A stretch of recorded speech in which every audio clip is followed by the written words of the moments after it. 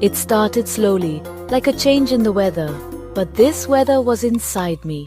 A heavy feeling.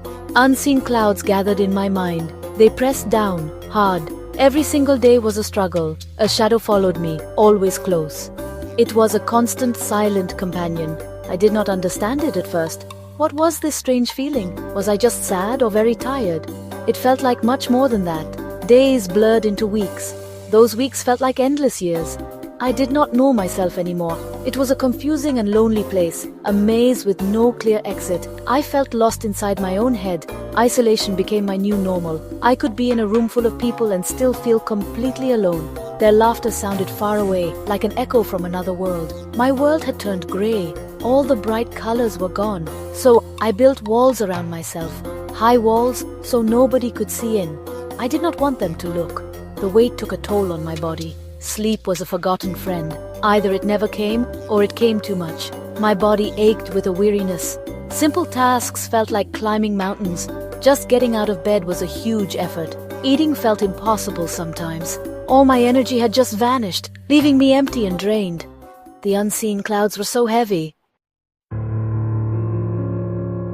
Then came the anxiety, a constant buzzing hum of worry. What if this happened? What if that went wrong? The thoughts raced and tumbled. My heart pounded in my chest. Little things felt overwhelmingly big, huge, terrifying and out of control. I could not make the noise stop. It felt like it owned my mind. The whispers were always there. Depression cast its long shadow too. It felt like falling into a deep, dark hole. Nothing brought joy anymore. Joy was a distant memory, a forgotten taste on my tongue. I just wanted to stay in bed, let the world outside carry on without me. Forever, perhaps. That sounded okay. The weight of it was crushing. It stole all the light from my days. I tried to fight it silently, all on my own.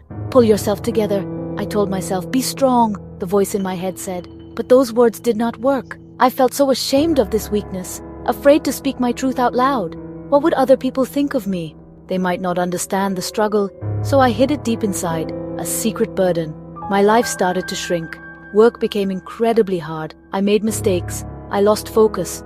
Friends slowly drifted away from me. I cancelled plans. I avoided calls. My world got smaller and smaller, and smaller still, until it was just me, alone with the darkness and the whispers. It was a scary, very small world. The shadows had grown so large. Then one day, a tiny crack of light, a very small thought appeared. Maybe I do not have to live like this. It was a small spark, a faint flicker of unexpected hope. Could things actually change for me? I was so tired of fighting alone, so very tired of the endless dark. This thought was a lifeline, a possibility I had not seen before. Maybe there was another way. The first word was the hardest. I decided to tell a close friend. My voice shook as I spoke. Tears streamed down my face. It was so incredibly hard to do, but they listened, really listened. They did not judge me for my pain. That small act of sharing, it felt huge, like a miracle. A tiny bit of the weight lifted. It was a start, a new beginning. I found the courage to seek help. I made an appointment with a doctor. Walking into that office was scary, talking to a stranger about dark things, the things I had hidden for so long. But the doctor was kind and patient. They understood what I was saying. They told me I was not alone. They said there was help available, help for people like me. That gave me more hope. Therapy was a strange new path. It felt awkward at the very beginning, talking about all those feelings, so many bottled up feelings. But slowly, session by session, it helped. I started to learn about my mind. I learned new ways to cope with things. It was a journey, not a quick fix. Taking one small step at a time towards understanding and healing. The path was becoming clearer.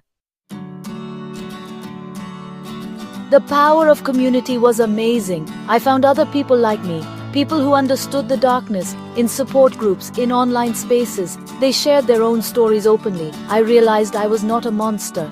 I was not broken beyond repair. We were all in it together, supporting. That connection helped so much. Knowing I wasn't the only one, it made the load feel lighter. Small joys started to return, like forgotten flowers blooming. I started going for short walks, just a little bit each day. The sun felt good on my skin. Music started to sound brighter again. I began to read books once more. I wrote my thoughts down in a journal. These were tiny anchors in the storm, holding me steady when things got rough. little lights guiding me in the gloom. There are still good days and there are still bad days. Sometimes the clouds come back, but they do not stay for as long now. I have tools to help me now. I know how to fight the darkness, or sometimes just how to rest. I celebrate the good days now. They feel precious and earned. Each one is a small victory, a reminder of how far I've come. This is a message for you. If you feel this way, please listen. You are not alone in your struggle. Please, please talk to someone. There is help out there for you. There is always hope, even if it's hidden.